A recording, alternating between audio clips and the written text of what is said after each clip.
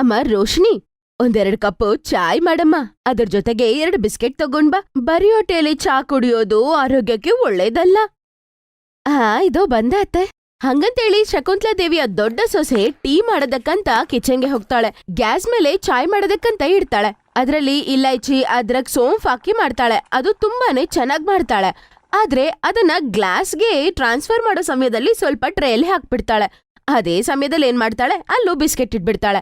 ಅದರಿಂದ ಬಿಸ್ಕೆಟ್ ಪೂರ್ತಿ ಮೆತ್ತಗಾಗ್ಬಿಡುತ್ತೆ. ಅರೇ ಸೊಸೆ, ಏನ್ ಮಾಡಿಟ್ಟಿದ್ಯಾ? ಇಲ್ಲಿ ನೋಡ್ ಎಲ್ಲಿಟ್ಟಿದ ಬಿಸ್ಕೆಟ್ ಅಂತ. ಈ ಬಿಸ್ಕೆಟ್ನ ನಾನು ಹೆಂಗ್ ತಿನ್ನೋದು? ಅತ್ತೆ ಬಿಡಿ, ಹೆಂಗಿದ್ರು ನೀವು ಟೀಯಲ್ಲಿ ಅದ್ಕೊಂಡೆ ತಿನ್ನೋದು. ನಿಮ್ಗೊಂದ್ ಚಿಕ್ಕ ಕೆಲ್ಸ ಕಡಿಮೆ ಆಯ್ತಂತ ಅನ್ಕೊಳ್ಳಿ. ಹೆಂಗೆ, ನನ್ನ ಐಡಿಯಾ ಚೆನ್ನಾಗಿದೆ ಅಲ್ವಾ? ಈ ಸೊಸೆ ಕತೆಗಳಂತೂ ಯಾವಾಗ ಸರಿ ಹೋಗುತ್ತೋ ಏನೋ. ನೋಡಿ ನೋಡಿ ನನಗಂತೂ ತಲೆ ಕೆಟ್ಟೋಗ್ಬಿಟ್ಟಿದೆ. ರೋಶ್ನಿ ಶಕುಂತಲಾ ದೇವಿಯ ದೊಡ್ಡ ಸೊಸೆ. ಅಡ್ಗೆ ಬಗ್ಗೆ ಹೇಳ್ಬೇಕಾಗಿಲ್ಲ, ಸೂಪರ್ ಆಗಿ ಅಡ್ಗೆ ಮಾಡ್ತಾಳೆ. ಆದ್ರೆ ಅದನ್ನ ಬಡ್ಸೋದೇ ಅವಳಿಗೆ ಬರೋದೇ ಇಲ್ಲ. ಆಮೇಲೆ ಒಂದಿನ ಅವರ ಮೈದಾದ ಗಗನ್ ಈಗಂತ ಹೇಳ್ತಾನೆ, ಅದಕ್ಕೆ ಬೇಗ ಅಡುಗೆ ಬಡಿಸಿಯಲ್ಲ, ತುಂಬಾ ಹಸುವಾಗಿದೆ. ಬರೀ 5 ನಿಮಿಷ ಗಗನ್ ಅವ್ರೆ, ನೀವೋಗಿ ಫ್ರೆಶ್ ಅಪ್ ಆಗಿ ಬನ್ನಿ, ನಾನು ರೆಡಿ ಮಾಡ್ತೀನಿ, ಸರಿನಾ? ಅಲ್ಲೋಡಿ, ನಿಮ್ಮ ಅಣ್ಣ ಕೂಡ ಬಂದ್ರು. ಹೋಗಿ ಇಬ್ರು ಫ್ರೆಶ್ ಅಪ್ ಆಗಿ ಬನ್ನಿ, ನಾನು ರೆಡಿ ಮಾಡ್ತೀನಿ. ಸ್ವಲ್ಪ ತದ ನಂತರ ಎಲ್ಲರೂ ಡೈನಿಂಗ್ ಟೇಬಲ್ ಬಂದ್ ಕೂತ್ಕೋತಾರೆ. ಆಗ ನೋಡಿದ್ರೆ ಇವಳು ಊಟ ಎಲ್ಲರಿಗೂ ಬಡಿಸ್ತಾಳೆ. ಆದ್ರೆ ಅದ್ ಬಡಿಸಿರೋ ರೀತಿ ನೋಡಿದ್ರೆ ಅಷ್ಟು ಕೇವಲವಾಗಿರತ್ತೆ. ರೊಟ್ಟಿ ಹಾಕಿರ್ತಾಳೆ, ಅದ್ರ ಕೆಳಗಡೆ ಸಬ್ಜಿ ಹಾಕಿರ್ತಾಳೆ, ಆಮೇಲೆ ಅದ್ರ ಮೇಲೇನೆ ಅವಳು ಉಪ್ಪಿನಕಾಯಿ ಹಾಕಿರ್ತಾಳೆ, ಮತ್ತೆ ಸಲಾಡು ಅಲ್ಲೇ ಇಟ್ಟಿರ್ತಾಳೆ. ಅದ್ ನೋಡೋದಕ್ಕೆ ಚೆನ್ನಾಗಿರೋದಿಲ್ಲ. ಅದನ್ನ ನೋಡಿ ಅವ್ರಿಗೆ ತಿನ್ನಕ್ಕೆ ಮನಸ್ಸು ಬರೋದಿಲ್ಲ. ಅದನ್ನ ನೋಡಿ ಅತ್ತೆ ಅಂತಾರೆ, ಅಮ್ಮ ಸೊಸೆ, ಏನಿದು ಸಗಡಿ ತರ ಊಟ ಬಡಿಸಿದ್ಯಾ? ಇದನ್ ನೋಡ್ತಿದ್ರೇನೆ ಅರ್ಧ ಹಸು ಓಡೋಗ್ಬಿಡತ್ತೆ. ಅತ್ತೆ, ಹೆಂಗಿದ್ರು ಪಲ್ಯದಲ್ಲಿ ನೀವು ರೊಟ್ಟಿನ ಅದ್ಕೊಂಡೆ ಅಲ್ವಾ ತಿನ್ನೋದು, ಬಿಡಿ, ಹಂಗೆ ತಿನ್ನಿ, ಆರಾಮಾಗಿರುತ್ತೆ. ಕೊನೆಗೆ ಹೆಂಗ ಹೊಟ್ಟೆಯಲ್ಲೋಗಿ ಎಲ್ಲ ಮಿಕ್ಸ್ ಆಗೋದೆ ಅಲ್ವಾ? ಸೊಸೆ, ನೀನ್ ಅಡ್ಗೆ ಅಂತೂ ಚೆನ್ನಾಗೇ ಮಾಡ್ತೀಯ, ಆದ್ರೆ ಅದನ್ನ ಬಡ್ಸೋವಾಗ ಮಾಡ್ತೀಯ ನೋಡು ಕೆಲ್ಸ. ಮತ್ತೇನ್ ಸೊಸೆ, ನೀನು ಅಡುಗೆನ ಎಷ್ಟು ಚೆನ್ನಾಗಿ ಮಾಡ್ತೀಯೋ ಅದನ್ನ ತಿನ್ನೋಕಷ್ಟೇ ಮಜಾ ಬರುತ್ತೆ. ಅತ್ತೆ, ನನಗ್ ಬಡ್ಸಕ್ ಬರೋದು ಹಿಂಗೆ. ಇವಾಗ ಬೇಗ ತಿನ್ನಿ, ಇಲ್ಲ ಅಂದ್ರೆ ನಿಮ್ಗೆ ಆ ಸಾರೊಳಗಡೆ ರೊಟ್ಟಿನೂ ಮಿಕ್ಕೋದಿಲ್ಲ. ಆಮೇಲೆ ಕಷ್ಟ. ಅತ್ತೆ ಎಷ್ಟು ಬೈದ್ರು ಕೂಡ ಅವಳಿಗೆ ಸ್ವಲ್ಪನೂ ನಾಚಿಕೆ ಆಗಲ್ಲ. ಹಿಂಗೆ ಸಮಯ ಕಳೆದು ಹೋಗುತ್ತೆ. ಒಂದಿನ ರೋಶ್ನಿಯ ಮೈದನಿಗೆ ಒಂದು ಸಂಬಂಧ ಬರುತ್ತೆ. ಒಂದು ಭಾನುವಾರ ಅವರೆಲ್ಲರೂ ಅಲಿಶನ್ ಮನೆಗೆ ಹೋಗ್ತಾರೆ. ಅವ್ರ ಮುಂದೆ ವಿಧ ವಿಧವಾಗಿ ಅಡ್ಗೆ ಮಾಡಿ ಅಲ್ಲಿ ಇಟ್ಟಿರ್ತಾರೆ. ಅದನ್ನ ನೋಡಿದ ತಕ್ಷಣ, ಅರೆ ವಾ, ನೋಡಿದ್ಯಾ, ಇದು ಬಡ್ಸೋದನ್ನೋದು. ಈ ಡೆಕೋರೇಷನ್ ಎಷ್ಟ್ ಚೆನ್ನಾಗಿದೆ, ನೋಡ್ತಿದ್ರೇನೆ ಬಾಯಲ್ಲಿ ನೀರು ಊರ್ತಾ ಇದೆ. ಆಗ ಹುಡ್ಗಿಯವ್ರಮ್ಮ ಲತಾ ಅಂತಾರೆ, ಅಕ್ಕವ್ರೆ, ಇದೆಲ್ಲ ನನ್ ಮಗಳೇ ಮಾಡಿದ್ರಿ. ಬಡ್ಸೋದೇ ಎಷ್ಟ್ ಚೆನ್ನಾಗ್ ಬಡ್ಸಿದಾಳಂದ್ರೆ ಹಾಗಾದ್ರೆ ಎಷ್ಟು ಚೆನ್ನಾಗ್ ಅಡ್ಗೆ ಮಾಡಿರ್ತಾಳೆ.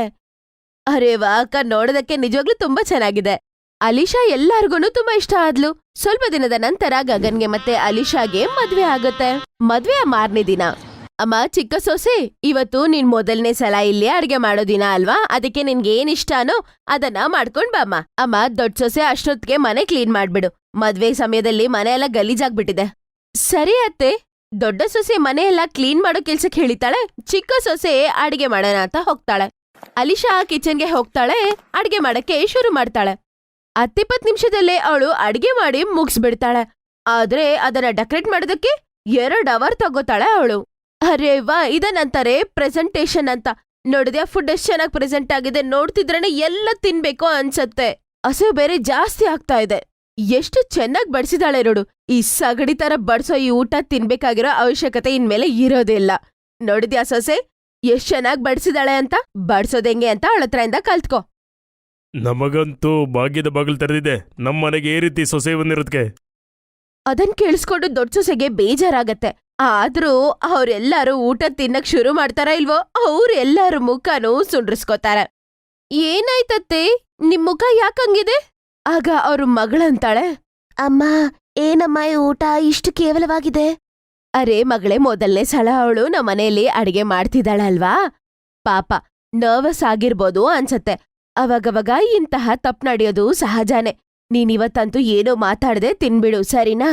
ನಿನ್ಗೊಂದ್ ವಿಷಯ ಗೊತ್ತಾ? ನನಗ್ ಮದ್ವೆ ಆಗಿ ನಾನ್ ಬಂದಾಗ ಭಯದಲ್ಲಿ ನಾನ್ ನಿಮ್ಮ ಅಜ್ಜಿಗೆ ಸೀದೋಗಿರುವ ರೊಟ್ಟಿನ ಮಾಡ್ಕೊಟ್ಟೆ. ಅದ್ರಿಂದ ಅವರು ಕಷ್ಟಪಟ್ಟು ಆ ಹಸಿ ಆಹಾರವನ್ನು ಹೆಂಗೋ ತಿನ್ಬಿಡ್ತಾರೆ. ಮಾರನೇ ದಿನ ಅವಳು ಮತ್ತೆ ಅಡ್ಗೆ ಮಾಡ್ತಾಳೆ. ಆಗ್ಲೂ ಕೂಡ ಅವಳೇನೋ ಬಡ್ಸೋದು ತುಂಬಾ ಚೆನ್ನಾಗೇ ಮಾಡ್ತಾಳೆ. ಆದ್ರೂ ಅಡಿಗೆ ಅಂತೂ ಹಸಿ ಹಸಿಯಾಗಿರುತ್ತೆ. ಅಡ್ಗೆ ಮಾಡಿ ಬಡ್ಸೋದಕ್ಕೇನೆ 2 ಅವರ್ ಆಗ್ಬಿಡತ್ತೆ. ಆದ್ರೆ ಈಗ ಅವ್ರು ಎಲ್ಲರೂ ತಿನ್ನೋದಕ್ಕೆ ತುಂಬಾ ಕಷ್ಟ ಆಗ್ತಿತ್ತು. ಶಕುಂತಲಾ, ನೀನು ಹೇಳ್ತಿದ್ದೆ ಹೊಸ ಸೊಸೆ ಊಟದಲ್ಲಿ 19-20 ವ್ಯತ್ಯಾಸ ಆಗುತ್ತಂತ. ಆದ್ರೆ ಇದು 19-20 ಅಲ್ಲ, ಆದ್ರೆ 5-20 ವ್ಯತ್ಯಾಸ ಆಯ್ತು. ಸ್ವಾದನೇ ಇಲ್ಲ ಇದರಲ್ಲಿ. ಅರೆ, ಹೊಸ್ದಾಗಿ ಇಷ್ಟ್ ಚೆನ್ನಾಗ್ ಅಡ್ಗೆ ಮಾಡ್ತಿದ್ದಾಳಲ್ವಾ, ಸ್ವಲ್ಪ ದಿನದಲ್ಲಿ ಕಲ್ತ್ಕೋತಾಳೆ ಬಿಡಿ. ಮಾರನೇ ದಿನದಿಂದ ಅಡಿಗೆ ಅಲಿಶಾನೇ ಮಾಡ್ತಿದ್ಲು. ಅಮ್ಮ ಸೊಸೆ, ಇವತ್ತು ಬೆಂಡೆಕಾಯಿ ಪಲ್ಯ ಮತ್ತೆ ರೊಟ್ಟಿ ಮಾಡು. ಸರಿಮಾ. ಅಲಿಶಾ ಅಡ್ಗೆ ಮಾಡೋದಕ್ಕಂತ ಕಿಚನ್ಗೆ ಹೋಗ್ತಾಳೆ. ಈ ಅಲಿಶಾ ಅಡ್ಗೆ ಮಾಡೋದಕ್ಕೆ 2 ಅವರ್ ತಗೋತಾಳೆ, ಆದ್ರೂ ಕೂಡ ರುಚಿನೇ ಇರೋದಿಲ್ಲ. ಆದ್ರೂ ಹಸಿ ಹಸಿಯಾಗಿರತ್ತೆ. ಇವಳು 2 ಅವರ್ ಅಡಿಗೆ ಏನ್ ಮಾಡ್ತಾಳಂತ ನಾನು ಹೋಗ್ ನೋಡ್ತೀನಿ, ಅವಾಗ ಗೊತ್ತಾಗತ್ ನಂಗೆ. ಅತ್ತೆ ಕಿಚನ್ಗೆ ಹೋಗಿ ನೋಡ್ತಾಳೆ ಏನಾಗಿದೆ, ಇವಳು ಹೆಂಗ್ ಅಡ್ಗೆ ಮಾಡ್ತಾಳೆ ಅಂತ. ಅವಳು ನೋಡಿದ್ರೆ ಪಟಾಪಟ್ ಅಂತ ಮಸಾಲೆ ಮಿಕ್ಸ್ ಮಾಡ್ಬಿಡ್ತಾಳೆ, ಹಂಗೆ ಸುಮ್ನೆ ಗ್ಯಾಸ್ ಮೇಲೆ ಇಟ್ಬಿಡ್ತಾಳೆ. ಅದನ್ನ ನೋಡ್ತಾರೆ.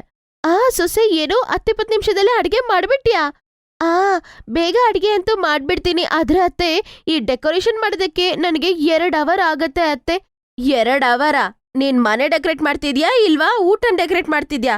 ನೋಡಮ್ಮ, ಅದರಿಂದಾನೇ ಬೆಂದು ಬೇಯ್ದೇ ಇರುವ ಅಡ್ಗೆ ಮಾಡ್ತಿದ್ಯಾ. ಅತ್ತೆ ಬಿಡಿ, ನನ್ನ ಡಿಸ್ಟರ್ಬ್ ಮಾಡ್ಬೇಡಿ, ಡೆಕೋರೇಟ್ ಮಾಡಕ್ಕೆ ಬಿಡಿ. ಅಷ್ಟರಲ್ಲೇ ದೊಡ್ಡ ಸೊಸೆ ಅಲ್ಲಿಗೆ ಬಂದು ಹೀಗಂತಾಳೆ. ಅತ್ತೆ ತಿನ್ನಿ, ಕಚ್ಚಪಚ್ಚವಾಗಿರುವ ಅಡಿಗೆ. ನಿಮ್ಮ ಚಿಕ್ಕ ಸೊಸೆ ಮಾಡುವ ಅಡುಗೆ ತುಂಬಾ ಇಷ್ಟ ಅಲ್ವಾ ನಿಮ್ಗೆ? ಅವಾಗ ದೊಡ್ಡ ಸೊಸೆಯ ಮಗನ ಸ್ಕೂಲಿಂದ ಕಾಲ್ ಬರತ್ತೆ. ಅವನ್ಗೆ ಪಾಪ ತುಂಬಾನೇ ಹೊಟ್ಟೆ ನೋವಾಗಿದೆ ಅಂತ.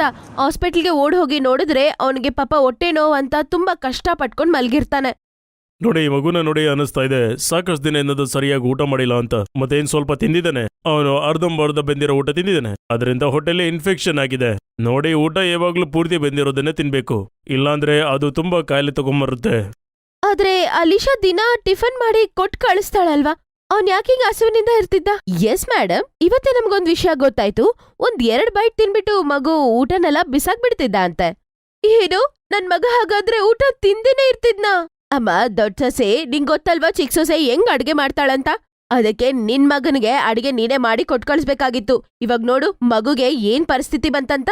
ಅಮ್ಮ ಚಿಕ್ಕ ಸೊಸೆ, ನೋಡು, ನಾಳೆ ನಿನ್ಗೆ ಮಗು ಹುಟ್ಟಿದ್ರೆ ಅವನ್ಗೆ ಕೂಡ ನೀನ್ ಇದೇ ತರ ಅಡ್ಗೆ ಮಾಡ್ಕೊಡ್ತೀಯಾ ಏನು? ನಾವೆಲ್ಲರೂ ಬಾಯಿ ಮುಚ್ಕೊಂಡ್ ನೀನ್ ಮಾಡಿರುವ ಅಡ್ಗೆ ತಿಂತಿದ್ವಿ, ಯಾಕಂದ್ರೆ ಇವತ್ತಲ್ದೇ ಇದ್ರೆ ಇನ್ನೊಂದಿನ ಚೆನ್ನಾಗ್ ಅಡ್ಗೆ ಮಾಡೋದ್ ನೀನು ಕಲ್ತ್ಕೋತೀಯಾ ಅಂತ.